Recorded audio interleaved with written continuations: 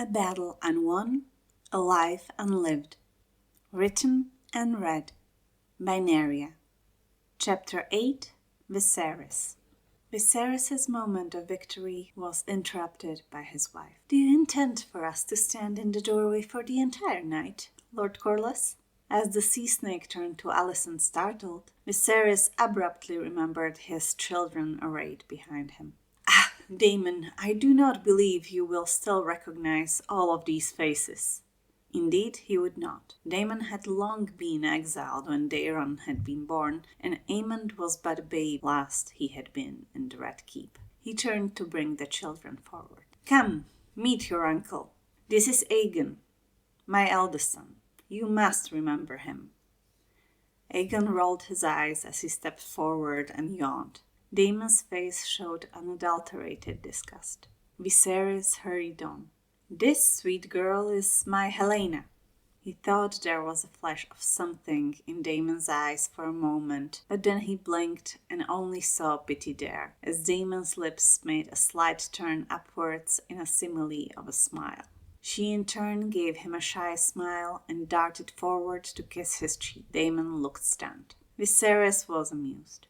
"The god's favor is with you, uncle." His brother seemed to have not recovered from the shock Laena delivered him, for when he brought forward Aemond, Daemon's face lacked any expression, and his eyes were so devoid of emotion they might as well be dead. He did not even seem to register Daeron's introduction, and Viserys frowned. His brother did not seem well. The royal family was seated at the high table, as was only proper, Corlys, Velaryon to one side, Alicent and their children on the other. His brother was sat by his own wife, who in turn sat next to her mother on her father's other side. Seated at the end of the table, sitting on Daemon's other side, was Laena Velaryon and his wife. Viserys' daughter Rhaenyra was nowhere to be seen. She had yet to appear still as first courses were served, and he decided to give voice to his question. "Will Rhaenyra not be joining us?" Looks of confusion were traded between Velaryons, and it was his good sister who spoke up carefully. "Should she be joining us, your grace? We were unaware that she would be coming." Viserys felt offended on his daughter's behalf. "You have invited her husband from Dragonstone, but not her?" The husband in question seemed to be choking on his drink, and his brother's shoulders were shaking as Laena Velaryon blinked at him mutely for a long moment before responding slowly. "No invitations were sent, your grace. Laenor was already on Driftmark when we arrived. In truth, he was the first to greet us." He turned thoughtful at that. "I wonder what kept her from her husband's side. Is everything well at Dragonstone, Laenor?" He was given a mystified look by Laenor, but was given no answer, for his attention was diverted by his good brother. Daemon seemed reduced to a shaking fit, and he muttered something to the Velaryon siblings that earned him an amused look and a headshake from one and a solid punch into his shoulder from his wife, as she descended into hushed, rapid-fire Valyrian. Whatever she was saying to him seemed to only increase his jolly mood, as he turned to Laenor and spoke softly, something that earned him a scandalized "Daemon" from his wife and another punch. Daemon turned a wounded look so reminiscent of their youth on Laena Velaryon that Viserys' eyes misted. She threw herself into the back of her chair with a huff, crossed her arms on her chest, and turned to ignore him. Her husband was not deterred, though, taking her hand in his and pleading with her imploringly. Her head turned from him, the corners of her lips twitching. She shook her head in helpless exasperation. Viserys looked on in fascination, Lord and Lady Velaryon separating them forgotten. He had never witnessed his brother acting in such a way, yet looking at the hall around them, there were no looks indicating that such behavior at the high table was a surprise. If anything, the looks spoke of fond amusement and familiarity.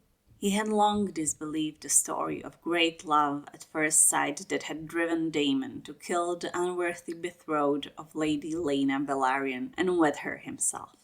Yet, looking at the scene unfolding in front of him, he could not help but doubt his conviction. Seeing the looks between the two, He could not help but doubt others as well.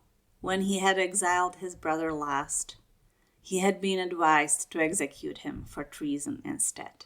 He had stood accused of dishonoring the heir to the throne, and Daemon had not fought the charge, requesting Rhaenyra's hand instead. But his brother had never looked at Rhaenyra the same way he looked at his wife. Viserys could see now that while there had always been fondness in his brother's eyes, there had never been true desire. A sudden anger at his brother arose within him. The fool had thought to protect Rhaenyra instead of defending himself, and Viserys had almost executed him for it.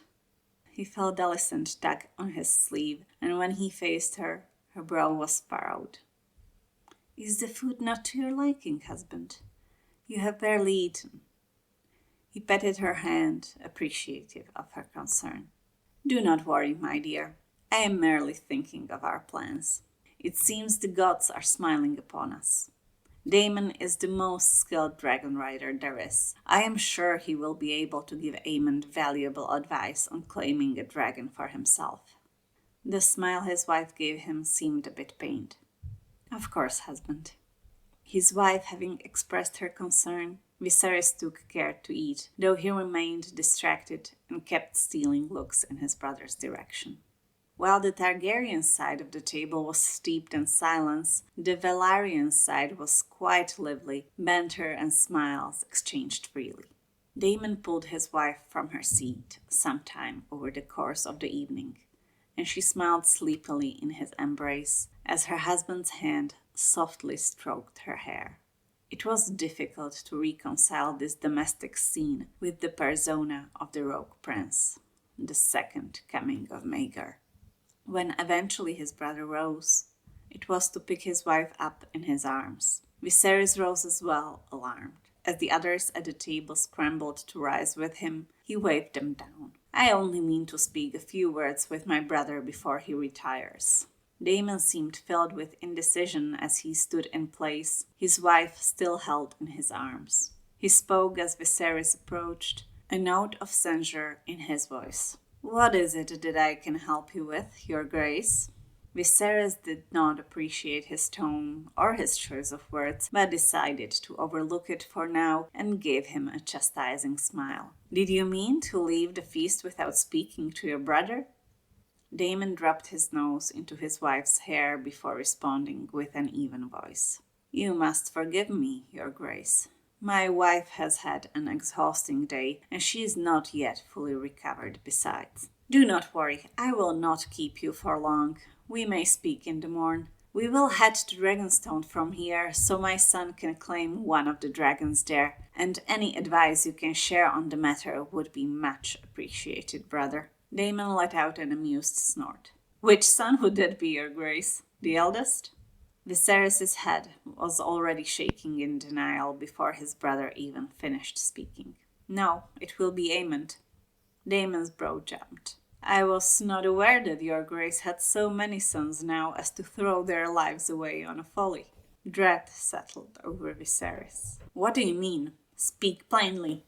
How old is the boy? 9? No adult dragon will let themselves be claimed by a child. Laena and I both claimed a dragon when we were 13, and there is a good reason for it.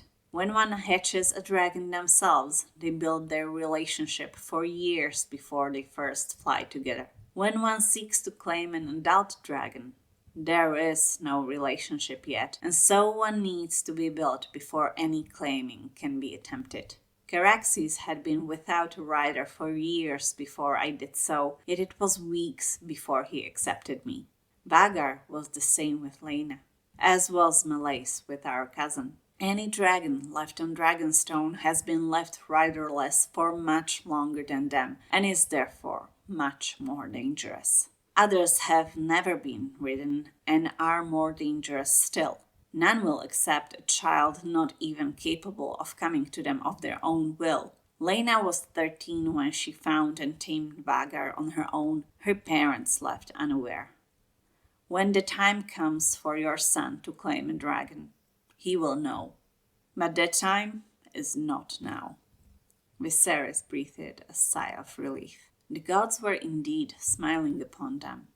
Were it not for their unplanned stop at Driftmark, he might be mourning a son soon. Indeed, were it not for his brother's words, he might have still lost him tomorrow, were they to continue on as planned. He gave his brother a grateful smile and squeezed his arm. "Thank you, brother. Your words today saved my son's life." The end of chapter 8. Thank you for listening. Don't forget to like and subscribe, and see you in the next one. Bye!